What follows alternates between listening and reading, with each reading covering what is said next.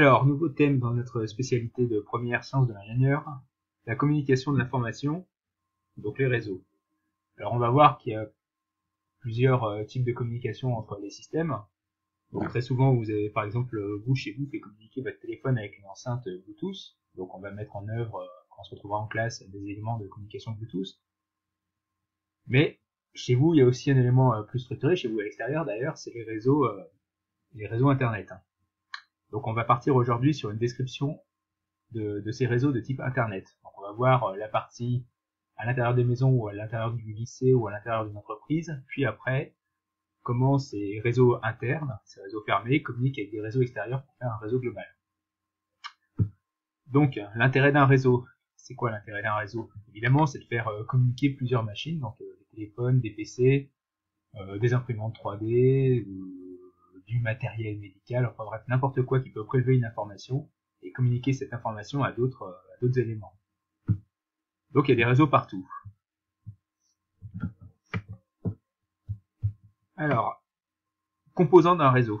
Donc là, on va simuler ça avec un logiciel, mais je vais déjà vous présenter les composants d'un réseau.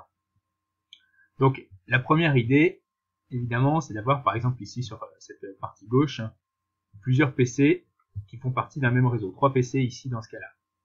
Donc ces 3 PC, pour qu'ils communiquent entre eux, à chaque fois, alors soit on passe par un câble, une liaison filaire, donc à chaque fois il n'y a qu'un seul port pour connecter ça, donc on comprend bien que s'il faut connecter 3 PC ou 20 comme dans notre salle ou je ne sais combien de centaines comme dans le lycée, il n'y aura jamais assez de ports sur le PC pour brancher physiquement autant de fils. Donc en fait, chaque PC est relié à un élément du réseau qui s'appelle un switch et qui permet de récupérer par morceaux, disons, toutes les connexions filaires. Après, chez vous, en général, ça marche pas comme ça. Chez vous, ça marche par Wi-Fi. Donc ce fil n'existe pas physiquement, même s'il est possible de le brancher sur la box, mais en général, très peu le font. Vous, plus particulièrement, vous devez utiliser le Wi-Fi. Donc le Wi-Fi, c'est un peu la même idée. Vous avez un switch qui est votre box, et votre box, elle vous permet de récupérer des liaisons Wi-Fi, c'est-à-dire sans fil, avec tous les éléments connectés, vos PC, vos Mister Cuisine, vos, je sais pas moi, vos téléphones, enfin tout ce qui peut exister, votre imprimante, etc. Alors, premier élément, c'est ça. Donc ça va définir un réseau à l'intérieur d'une classe, à l'intérieur d'une entreprise, à l'intérieur d'une maison. Ensuite, nous au lycée, bon, on a plusieurs classes, donc plusieurs switches.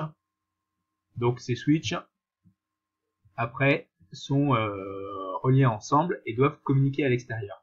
Et donc faire communiquer plusieurs réseaux ensemble.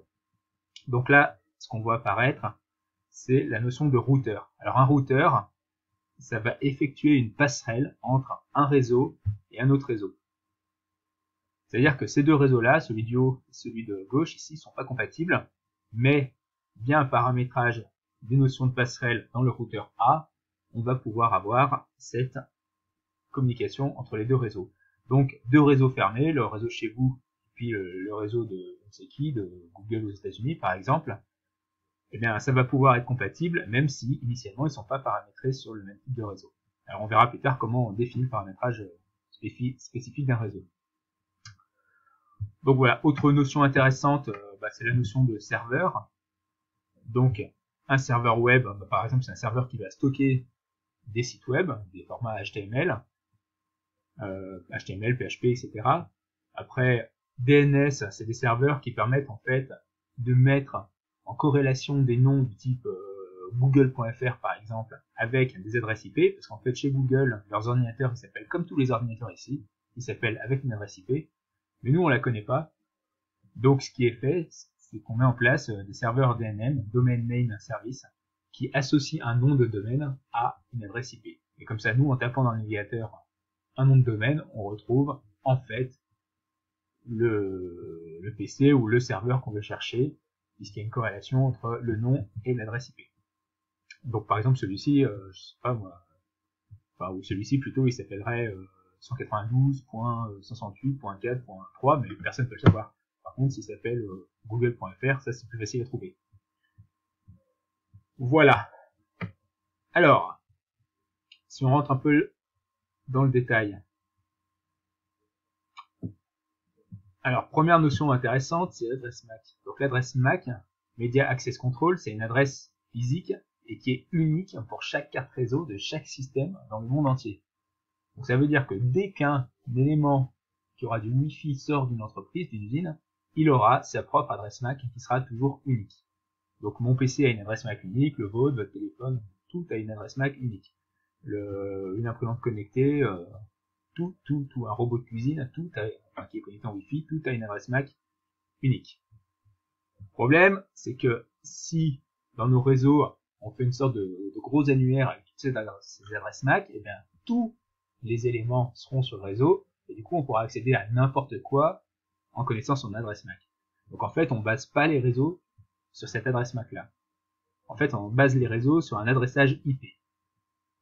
Donc un adressage IP, c'est un adressage qui est fait pour chaque élément d'un réseau et qui définit quel élément est sur le réseau. Alors là, ça va être un petit peu compliqué, donc concentration.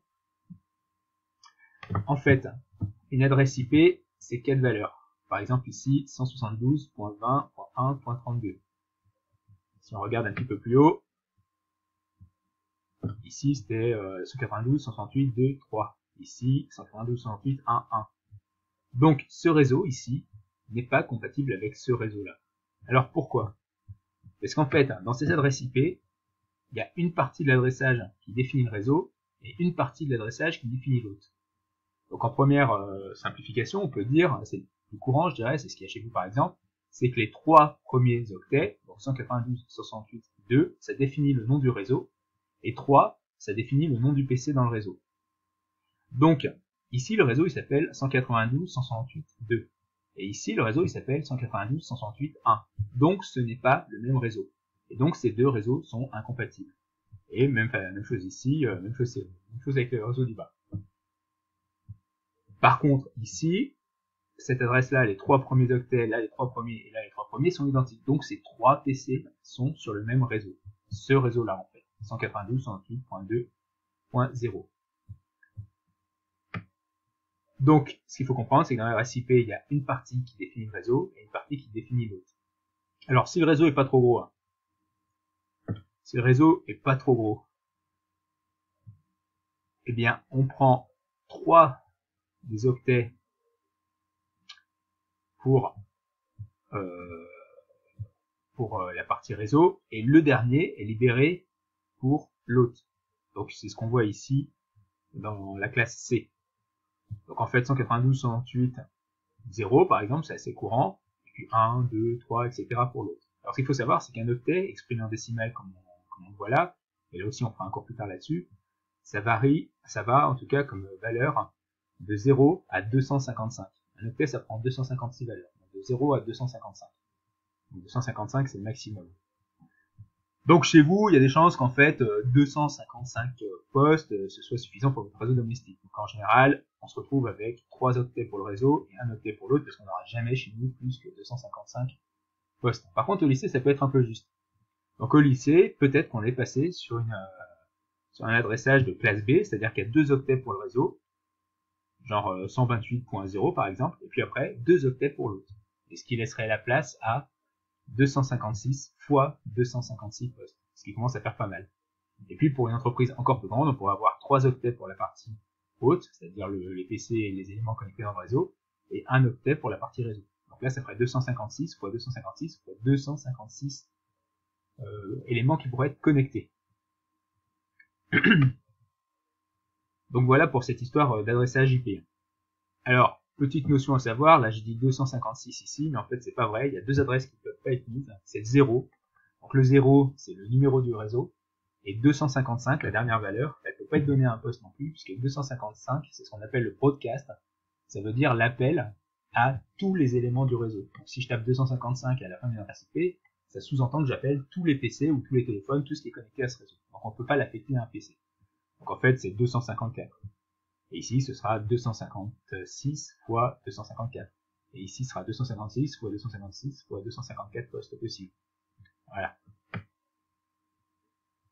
Alors, on verra ça un peu plus tard, cette histoire d'adressage, enfin de calcul sur l'adressage. Donc voilà, c'est ce que je viens de dire sur les adresses broadcast qui sont pas disponibles par exemple, et quelques exercices à faire. Donc là je viens de donner la réponse, je vous laisse compléter. Ensuite, pour ce deuxième exercice, alors là il faudra rentrer un petit peu plus dans le détail. D'ailleurs, on va garder ce détail pour un peu plus tard. Donc, en fait, ces exercices, je vais les supprimer. Donc, vous répondez juste à cette question. Je vous place une feuille d'exercice dans EDX pour la suite, plus une première simulation à faire sur un logiciel gratuit qui s'appelle Philus. Voilà. Donc, activité à faire pour cette partie réseau.